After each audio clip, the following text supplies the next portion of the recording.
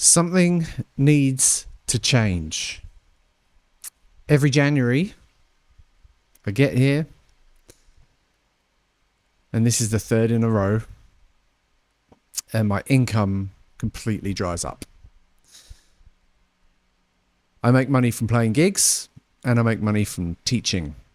And one area that I have completely neglected really is making any money from making music. And that is what this year is going to change.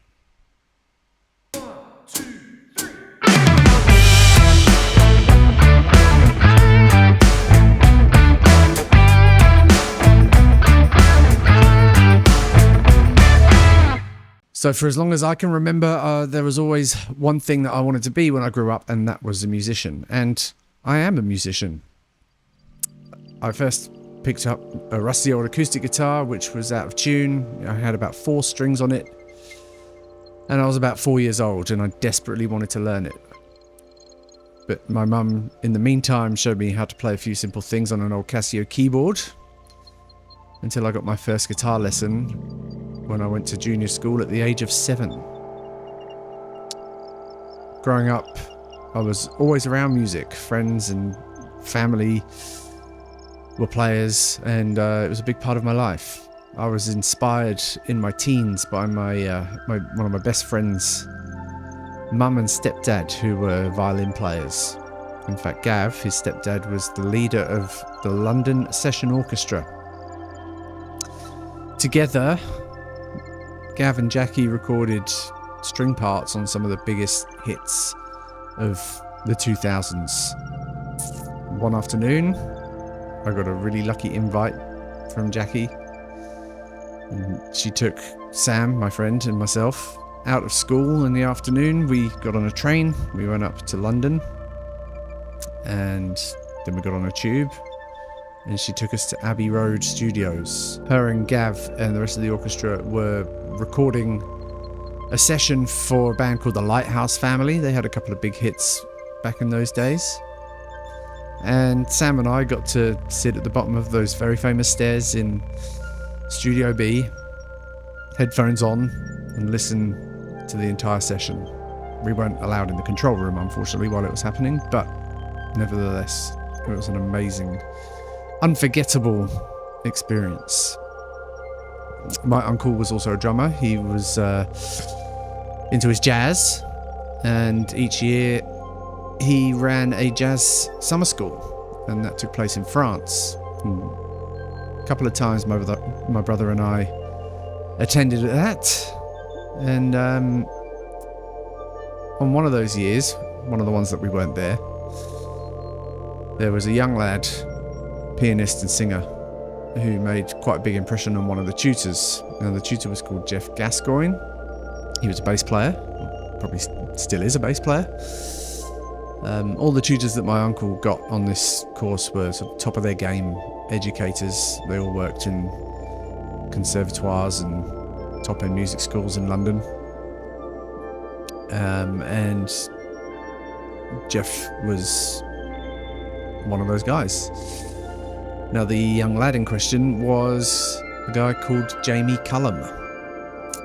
Jeff ended up mentoring him after the summer school and for a year or two afterwards, and he was influential in helping him get signed for the first £1 million jazz record deal. I remember that being in the news quite vividly. In a twist of fate, a few years later, Jackie and Gav were asked to play strings for Jamie at the Hammersmith Apollo, and I was invited along to that gig. We went to a restaurant pre-show and bumped into Jeff and the rest of the musos in the restaurant. I introduced myself as Clive's nephew, and we had a nice little chat, and those moments stayed with me. It cemented that this is what I wanted to do when I was older. So fast forward a bit. I went to university, did a music degree. I took a bit of a wiggly path. I started off on one course, which is a bit more classical, and I ended on another one, focusing more on popular music. And when I came out of university, there was a big financial crisis. There were no jobs available. Couldn't even get a part-time job in a bar. So I moved back home to my parents. I went back to work at the local pub that I'd been working at for a few summers. Saved some money. And almost got a job working for the computer game Guitar Hero. And I say almost, I got down to the last 2 candidates. I think I probably asked for too much money. And so when that didn't work, I made the decision to go travelling to Australia. And here I am, still in Australia 15 years later. When I got here to start earning some money, I carried on working in restaurants. And it was really good money, and it was quite good fun work. But after 5 or 6 years, though, I was pretty fed up of that. I worked my way up the chain. I ended up as an assistant manager at a very popular and busy Japanese restaurant in the Rocks, regularly serving wealthy clients and A-listers, as well as your everyday Sydney cider. I ended up leaving there, and I became a restaurant manager at a pretty quiet and not particularly great hotel restaurant. And so I handed in my notice there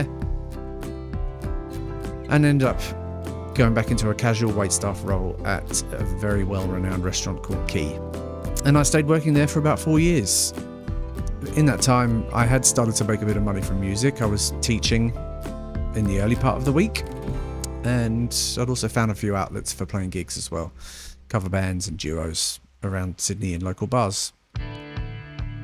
Push came to shove when the restaurant closed for renovations. It was due to be closed for 3 months, and I think the management and the wider team expected me to come back, but I used it as a springboard. I had to become self-sufficient. The money in that trade was great, but I was totally jaded, and that was my out. And so what now? Well, I'm really happy with my live performance side of life. Since all the lockdowns and COVID, I've found myself playing in the country rock scene here in Australia, working with original artists. Just been made MD for an artist called Hayley Jensen, and she's got some huge shows on the horizon at some of the biggest festivals in the country coming up this year. Last year we toured all over Australia. She released a new album called Country Soul, which hit #1 in the ARIA charts. We also went back to the UK and played a few shows there, festivals as well. And that was the first time I gigged back in the UK since my early 20s, and it was amazing. Developing my live session work isn't really going to be a main focus. I'm happy with what I've got going. My teaching is going pretty well, but I could always do with a handful of new regular clients just to fill some empty spots. And at the moment, with the help of my partner, my website's going through a complete redesign. There's going to be some new content available on there when it's launched. It's all a bit of a work in progress at the moment, and hopefully we'll be ready to launch in the coming months. The main area I want to focus my spare time and energy on this year and moving forward is composition and production. So for almost 10 years now, I've been saying I need to earn money from making music. But for some reason, despite it being one of the things I enjoy the most, I've not committed to it. And that's where this video starts a story. I saw Mary Spender's video a few days ago about her wanting to make $100,000 from her music this year, and it inspired me. I genuinely thought, well, I could do that. I mean, I don't think I could make $100,000 because she's also talking US there, so that's almost 200,000 Australian dollars. That's not going to happen this year. But it got me thinking. I've got quite a few pieces sitting on my hard drive already, somewhat finished. They need some work, but I've always wanted to write music for film or sync. I also, mid last year, really got into watching Carl Beats videos. And so I think there's probably a bit of an opportunity to get into the hybrid country pop R&B beats or type beats market. Now the problem is I always get stuck on what to do first, or how to progress, who to contact, etc. And then I stall, and then the project goes nowhere. So here's the deal. Stick with me through this year as I bring you along for the ride, as I navigate the world of probably beat licensing, sync licensing, learning about those things, writing music for specific ideas, and I'll try and be as transparent as I can on the money-making side of it. I think there's going to be some frustration, some mistakes, and confusion. But there's also hopefully going to be some wins, some breakthroughs, and some good music.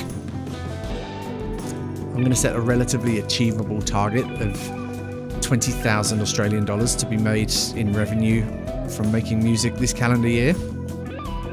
And things that I'll count towards this total will be beat licensing fees, sync fees, production fees for artists, session fees for original projects, and royalty payments. Things that I won't count towards that total, if it happens, would be things like YouTube revenue and AdSense off of these videos that I'm making, and also any kind of session fee or along those lines for any of the live projects that I'm working in. For example, that might be like backing track creation or doing charts for original songs and stuff. That'll be discounted. So, please join me for the ride. Subscribe to this channel to keep up to date and learn with me along the way. Like this video to send me some good luck, because I feel like I'm gonna need it. I expect my next few videos will be geared towards creating music, so going through some of my archives and finding certain pieces that I think can help kickstart this project, and then adapting them or editing them to fit a certain mold. So thanks for watching, and I hope to see you in the next one.